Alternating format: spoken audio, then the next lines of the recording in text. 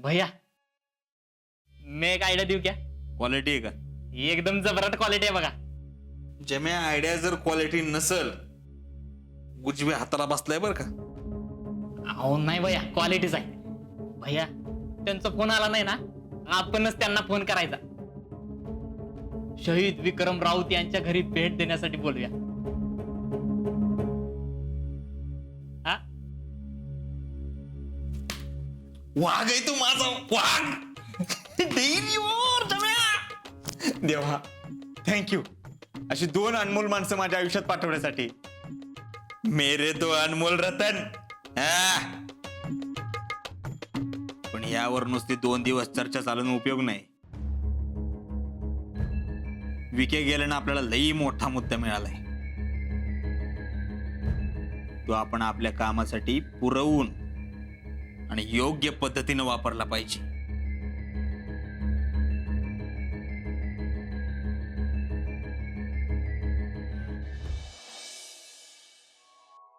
जेडे, ए जेडे, जेडे, अगं काय भैरीस का काय?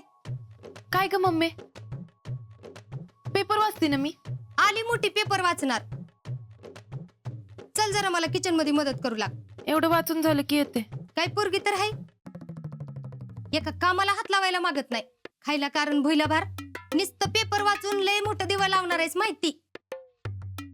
इथं काय बातमी आली ना पेपरात ती वाच, मग तुझ्या डोळ्यामोरचं बी दिवं पेटतील.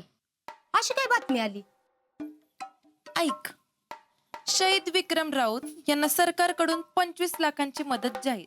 केंद्र सरकारकडून अधिक मदत मिळवून देण्याचे मंत्र्यांचे आश्वासन. अगं बाई, एवढं 25 लाख? 35 लाख केंद्र सरकारचे मिळून, आणि वरनं जमीन आणि पेट्रोल पंप बी देणारे असं मान्य केलंय. एवढं बरंच आहे की म्हणायचं. म्हातारीच्या तर आयुष्यभराची सोयच झाली. तिला कशाला लागतं तेवढं? होय, पण मी काय म्हणते, आता सरकारने त्या म्हातारीची सोय केली ना, मग जरा ह्या महाराणीला पण म्हणावं आपल्या घराकडे बी लक्ष द्या. काम आमच्या बोकांडी मारून बोंबलत हिंडायला पाहिजे नुसतं. सगळं गाव म्हणतंय किती करती, ना नात्याची ना गोत्याची, पण म्हातारीची पोटच्या लिकिवानी काळजी घेती. बघू की एवढं पैसे मिळणार आहेत त्यातलं काय देती. काय माहित बाई, पण मावशी मावशी म्हणून घेईन पण. होय, मग म्हणाव तिकडच जाऊन राहा, नाहीतरी नुसती झोपायपुरतीच येते. असं सहजासहजी घर सोडणाऱ्यातली आहे बाई ती. असू दे, मी बी मस्त पुष्पा भैटे आहे. काय आला का? झाली का तिकडची कामं? नाही म्हणजे नाही, मग काय आता आम्हाला बोलवायला आली का काय? आम्ही अहो, आपल्या पण घरातली कामं आहेत, आपलं बी घरदार आहे, कामं असतात. कामं करायची मग जायचं लोकांची सेवा करायला. आम्ही काय नाही म्हणतोय.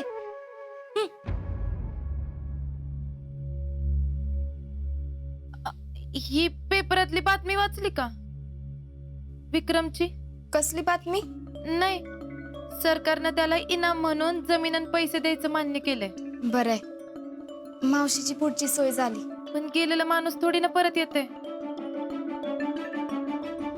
एकदा माणूस गेला की गेला, मग काय बी करता येत नाही. मला तर बाई धस्सच झालं विक्रमचं ऐकून. म्हणलं आता अजिंक्य बी जाणार आणि काय. त्यांना काय बी होणार नाही. मी बी तशीच प्रार्थना करते देवाकडं, त्यांच्यासाठी नवस बी बोलणार आहे. तसंही माझ्या हातात काहीच नाही. म्हणजे मी तर त्यांना जाऊच दिलं नसतं. उद्या काय होईल कशाचा काय भरोसा. मी मस्त मनधरणी केली असते त्यांची, पण मला पक्का माहितीये ते काय माझं ऐकणार नाहीत म्हणून. अहो, आता फौजी म्हणले होते. अगं पोवायला किती बी चांगलं येत असलं म्हणून खवळत्या समुद्रात उडी नाही ना घेत कोण. त्या विक्रमचा फोटो बघितला की बाई आजकाल मला. तुम्ही असं काही विचार करू नका. त्यांनी देश सेवेची शपथ घेतली. तसंच तुझी बी आयुष्यभर साथ द्यायची शपथ घेतलीच ना लग्नात. मी आपलं काळजी पोटी बोलतीये. काही झालं तरी काळजी वाटतेच ना आपल्या माणसांची.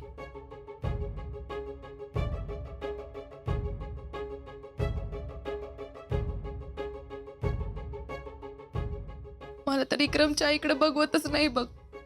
आता मस्त मदत येईल, पैसे येतील, पण काय फायदा त्या जमीन आणि पैशाचा? बिचारी आयुष्यभरासाठी एकटीच पडली ना. कसं होणार आहे कुणाच ठाऊक आता पुढं. माझ्या जीवाला तर लई दागदुख लागून राहिली. असं वाटतं की जाऊन थांबवावं त्यांना, पण ते माझं नाही ऐकणार. तसंही माझा हक्कच काय त्यांच्यावर. पण शीतल, मी तुझ्या जागेवर असते ना तर मी त्यांना जाऊच दिलं नसतं. पण मी भक्कमपणे त्यांच्या पाठीशी उभी राहणार हा असा निर्णय घेतलाय. कुठला बी निर्णय घेताना खूप विचार करून घ्यायला लागतो शीतल. मला सांग, त्यांच्या माघारी तुझ्या पाठीशी भक्कम उभं राहणार कोण नको का? पहिल्यांदा बोलायला आपल्याला लई छान वाटतं. आता माझंच घे, काय अवस्था आहे ग माझी.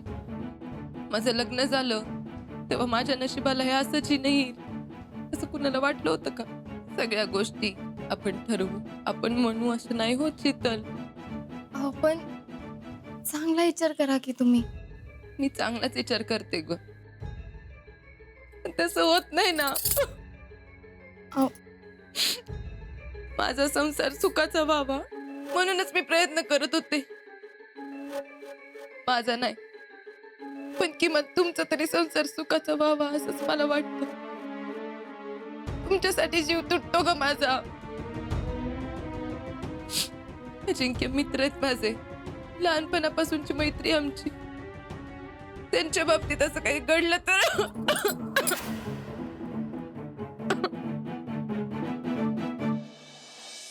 इथले माझ्यासारखं जीनं तुमच्या नशिबी आलेलं मला नाही का बघवणार.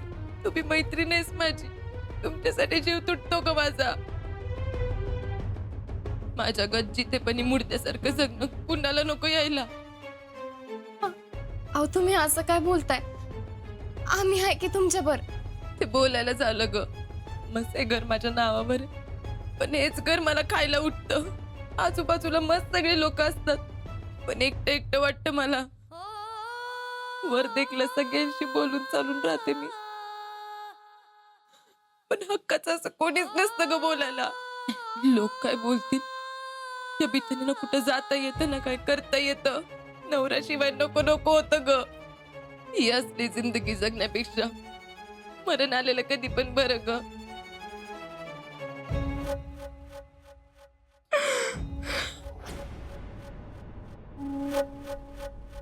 झेडी जे काय म्हणते ते बरोबर आहे का चूक? माझा निर्णय चुकला तर नाही ना? थांबवावं काय ना? पण कालच तर जावा म्हणले. त्यांच्या माग भक्कमपणे उभं राहायचं असं ठरवलं. जयडी म्हणती तसं त्यांच्या माघारी माझ्या माग कोण उभं राहणार? नको नको शितले, काय नाही होत त्यांना. पण ईशाची परीक्षा कशाला बघायची?